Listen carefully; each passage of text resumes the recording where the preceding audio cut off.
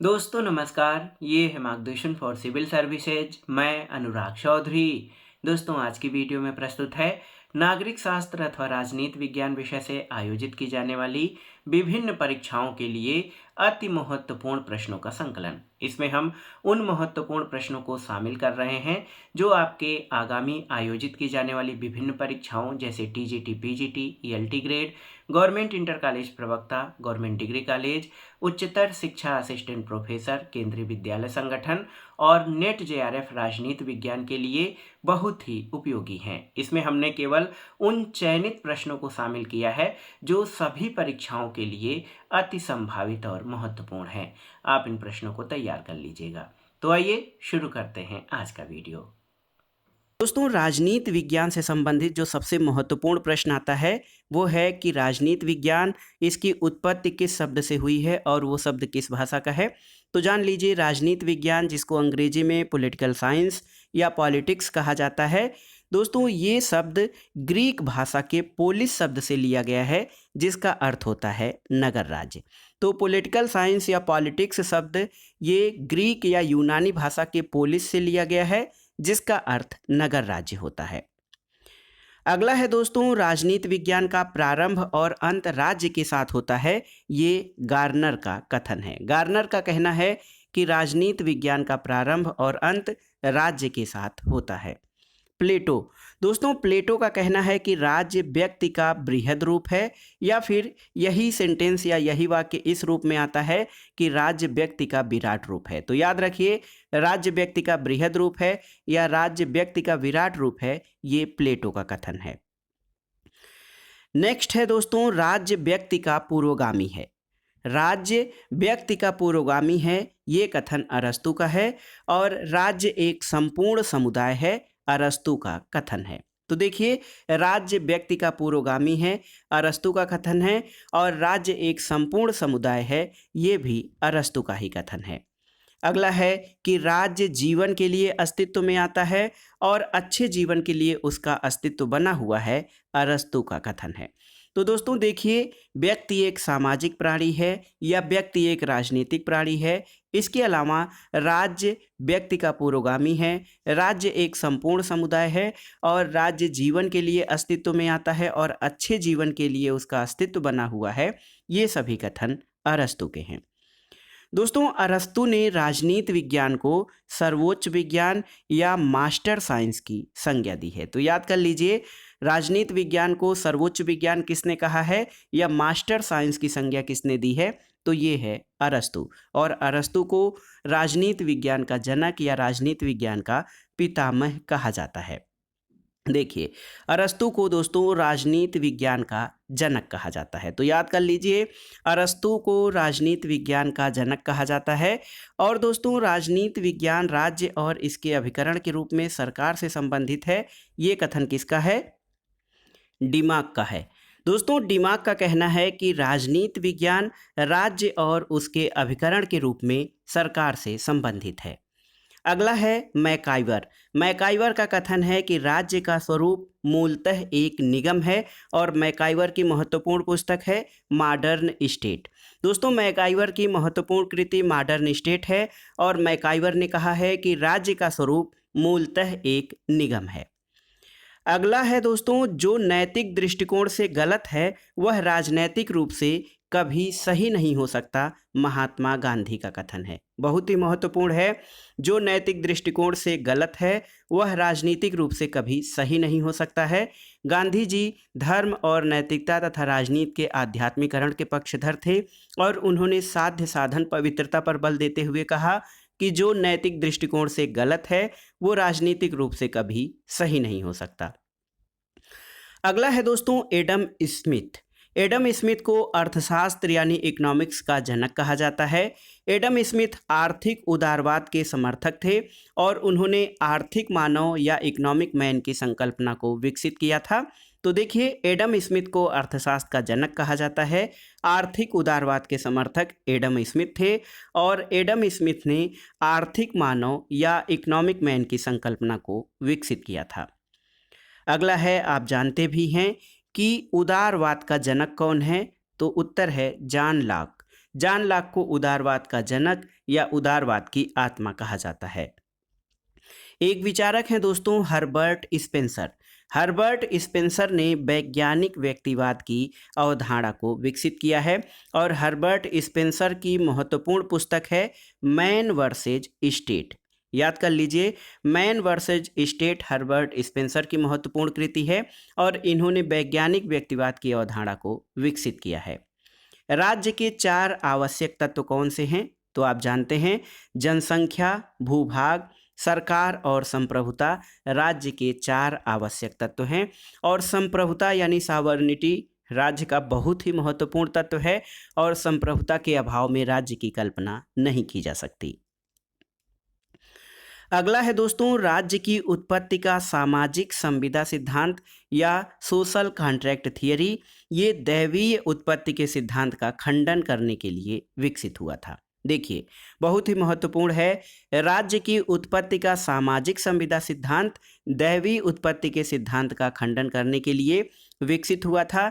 दैवीय उत्पत्ति का सिद्धांत मानता है कि राज्य ईश्वर निर्मित संस्था है या राज्य का निर्माण ईश्वर ने किया है और राजा पृथ्वी पर ईश्वर के प्रतिनिधि के रूप में शासन करता है। लेकिन सामाजिक समझौता सिद्धांत मानता है कि राज्य व्यक्तियों द्वारा निर्मित है, यानी यह एक मानवकृत या मानव निर्मित संस्था है।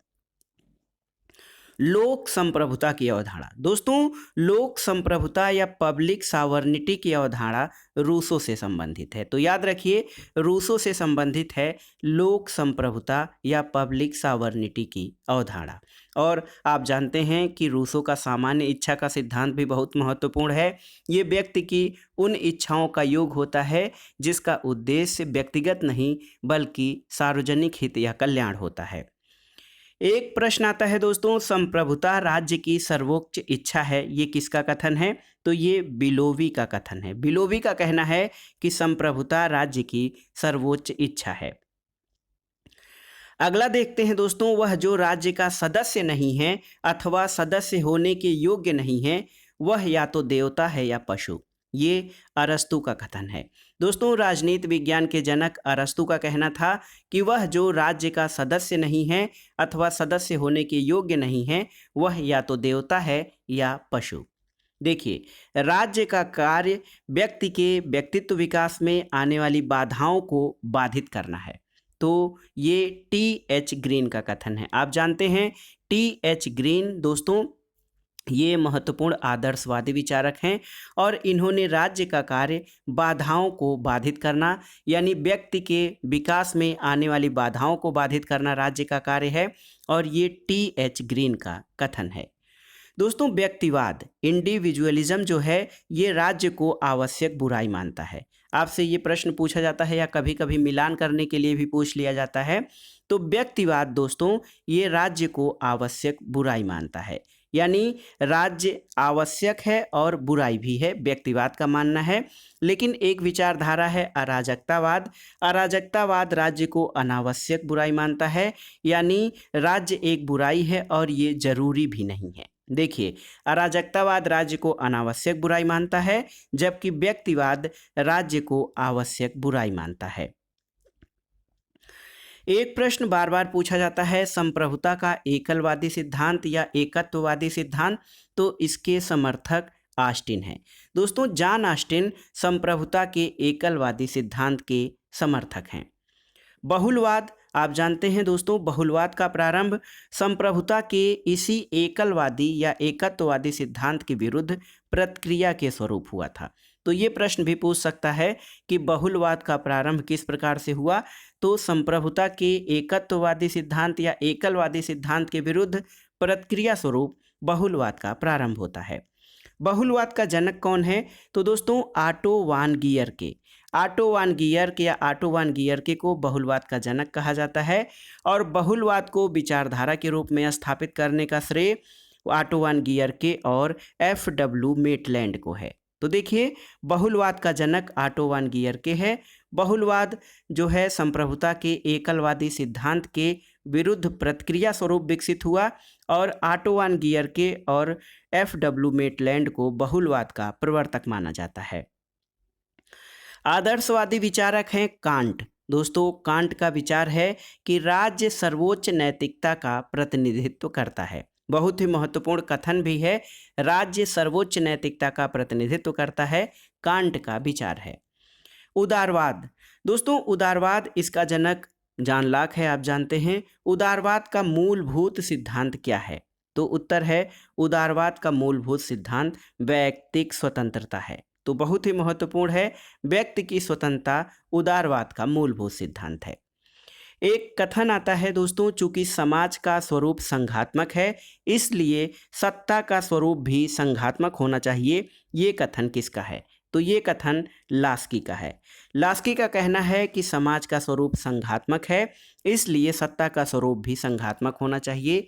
जहाँ संप्रभुता के विचारक या संप्रभुता के समर्थक विचारक संप्रभुता को अविभाज्य मानते हैं, वहीं बहुलवादी विचारक ये मानते हैं कि राज्य जिस प्रकार से एक संस्था है, समाज में अन्य संस्थाएं भी उसी की तरह महत्वपूर्ण हैं और समाज का स्वरूप संघात्मक है इसलिए सत्ता का स्वरूप भी संघात्मक होना चाहिए। अगला है दोस्तों, आधुनिक संदर्भ में राज्य यानी स्टेट शब्द का प्रयोग सबसे पहले किसने किया है? तो ये हैं मैकियावेली। दोस्तों इटली के चाणक्य के रूप में विख्यात मैकियावेली आधुनिक संदर्भ में राज्य शब्द के प्रथम प्रयोगकर्ता हैं और इन्होंने अपनी पुस्तक द प्रिंस में राज्य शब्द का प्रयोग किया है। तो आधुनिक युग में राज्य शब्द का प्रयोग सबसे पहले मैकियावेली ने किया है। सामाजिक समझौता सिद्धांत के विचारक कहाँ के रहने वाले हैं? इनसे संबंधित भी प्रश्न है। तो देखिए दोस्तों, सामाजिक समझौता सिद्धांत के प्रमुख विचारकों में हाब्स, लॉक और रूसो का नाम आता है।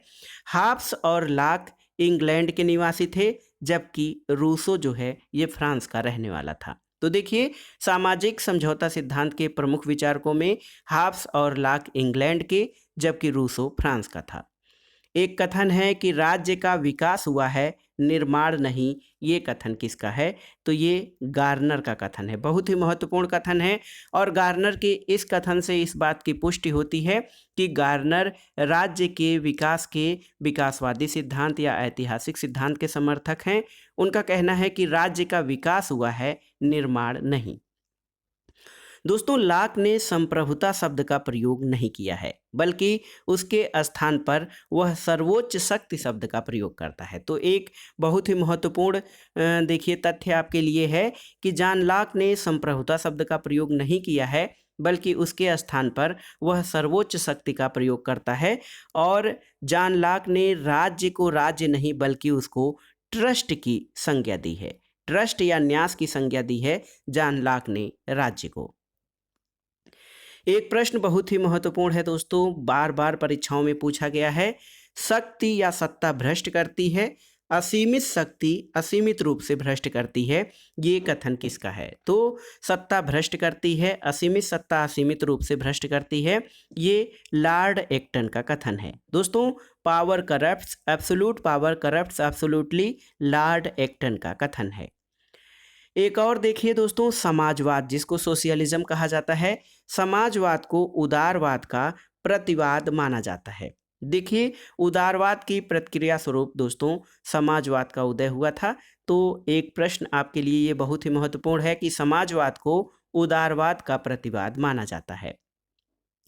हाब्स के संबंध में एक कथन है कि हाब्स आत्मरक्षा को व्यक्ति का मूल अधिकार मानता है, जहां पर देखिए लॉक ने जीवन, स्वतंत्रता और संपत्ति के अधिकार को व्यक्ति के महत्वपूर्ण अधिकारों में शामिल किया है और वो कहता है कि ये प्राकृतिक अवस्था में यानी राज्य के निर्माण के पूर्व भी व्यक्तियों के पास जीवन, स्वतंत्रता और संपत्ति का अधिकार था।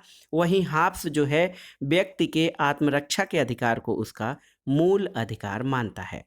संप्रभुता का उच्च धर्माध्यक्ष, ये प्रश्न भी कई बार पूछा है और इम्पॉर्टेंट है। तो याद रखिए संप्रभुता का उच्च धर्माध्यक्ष रूसो को कहा जाता है। दोस्तों महात्मा गांधी की संकल्पना में आदर्श राज्य का स्वरूप क्या है? तो उत्तर है रामराज्य। महात्मा गांधी जो आदर्श राज्य की कल्पना करते हैं उसको वो राम राज्य की संज्ञा देते हैं। अगला है महत्वपूर्ण कथन, मैं ही राज्य हूँ यानी आई एम द स्टेट। ये कथन किसका है? लुई 14वां। लुई 14वां कहाँ का था? आपको बताना है कहाँ का शासक था। जिसका कथन है कि मैं ही राज्य हूँ। बहुत ही आसान सा प्रश्न है, आपको बताना है कि लुई 14वां कहाँ का शासक था जिसने ये घोषित किया था कि मैं ही राज्य हूँ। अगला है दोस्तों शक्ति पृथक्करण का सिद्धांत यानी सेपरेशन ऑफ पावर। दोस्तों शक्ति पृथक्करण का सिद्धांत मॉन्टेस्क्यू ने अपनी पुस्तक द स्पिरिट ऑफ लॉज में व्याख्यायित किया है। तो एक महत्वपूर्ण तथ्य ये है कि शक्ति पृथक्करण के सिद्धांत के प्रतिपादक मॉन्टेस्क्यू हैं और उन्होंने अपनी पुस्तक द स्पिरिट ऑफ लॉज में इस सिद्धांत को व्याख्यायित किया है। एक कथन है दोस्तों, जिन राज्यों में न्याय नहीं रह जाता वे डाकुओं के झुंड मात्र कहे जा सकते हैं। ये कथन किसका है? तो न्याय की महत्ता को प्रदर्शित करने वाला ये कथन संत आगस्टाइन का कथन है कि जिन राज्यों में न्याय नहीं रह जाता वे डाकुओं के झुंड मात्र कहे जा सकते हैं। अगला देखते हैं दोस्तों फांसीवाद। फांसीवाद एक विचारधारा है जो राज्य को सर्वोच्च मानती है।